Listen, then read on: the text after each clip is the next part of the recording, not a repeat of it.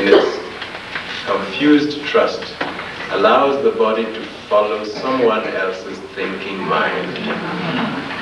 Now when that happens, we get a community made up of a leader and a crowd of followers. Such a community can often look awake. Sometimes it can look dynamically, excitingly, sensationally alive. In reality, though, it is still sleepwalking. Because the awakened soul does not need to follow a leader. And the awakened guide does not need to be followed. Awakened souls are companions working together, moving together towards a common chosen goal. Now, we think leaders are important because they have knowledge and experience of the paths we all need to travel on. If they do their work well, they will have no followers left. There will only be friends to work with in mutual respect.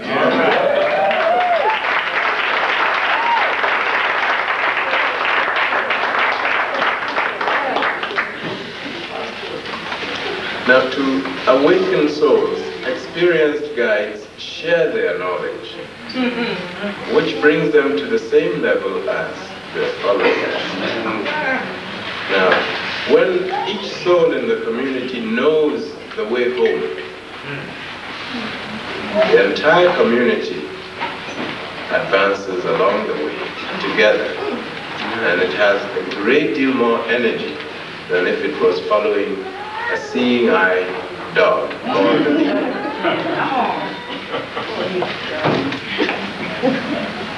Now, the problem with a community made up of followers and a leader is that once the leader goes, the community becomes acephalic. It has no head. It just wanders around.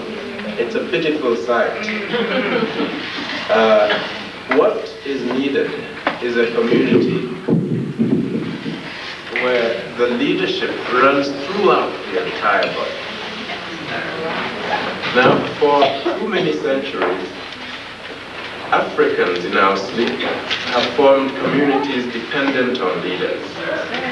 We have had heroes, leaders, saviors. They've been wonderful people, and we've been right to love them. But what happens when they go? Our problems remain.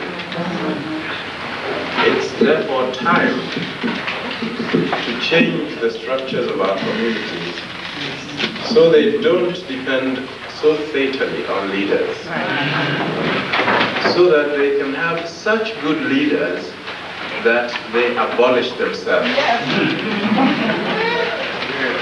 Time to find ways to open all eyes in the community. Time to find methods for sharing knowledge of goals and paths with all in the community. One of the terrible weaknesses of Africa has been the hoarding of power, the keeping of knowledge as secrets. Now, some of the keepers have done it because they saw knowledge as sources of power, and in that they were right. But in using it as sources of power for themselves and their families instead of for the whole community, they were wrong, and we are paying for the problems they caused.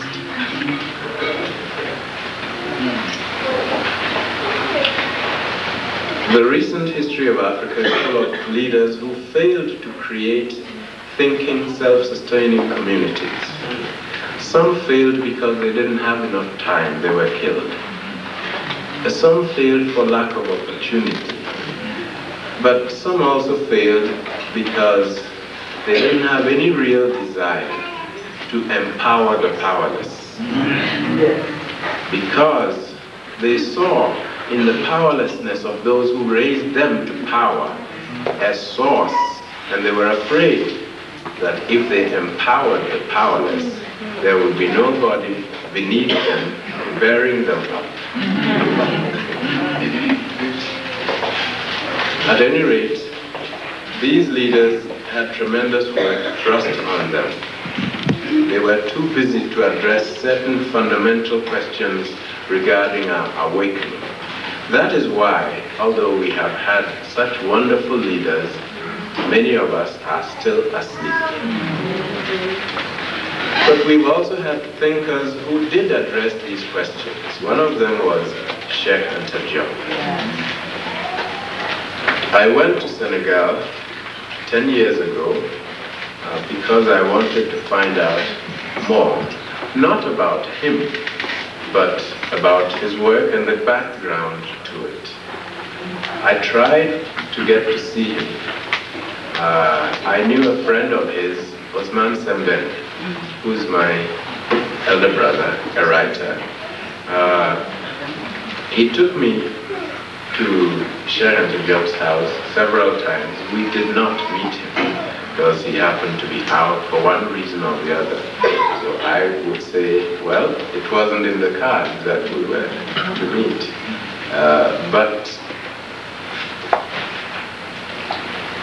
I would like it understood that I think whatever he tried to do, it would be an honor for people like me to continue that work.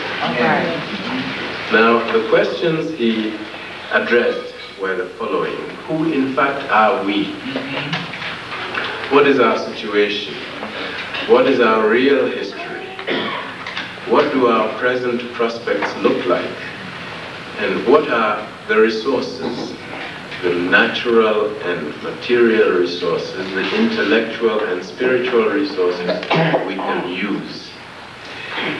How can we reclaim these resources, then use them to improve our future prospects? Now, Sheikh Anta spent his life working to find answers, and the fruit of his research is contained in the work that he left behind. I have been following that work for so many years now, and it saddens me that he's got so much work which is not known in the English-speaking part of the world, because he wrote in French. When I arrived in Senegal, I contacted the university and I told them that I was capable of translating all Sheikh Anta books, because I've been trained to do that work. They said no. So what is available in English is usually bits and pieces from one book together with something else from another and so forth. Now, that is okay, but a better way to make his work available would be to translate all of it.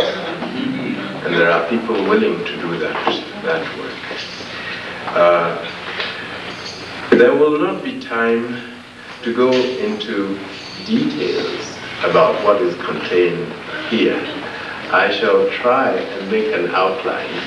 It will be inadequate, but if there is an opportunity to go deeper into the content of this work, I hope we can take it one day.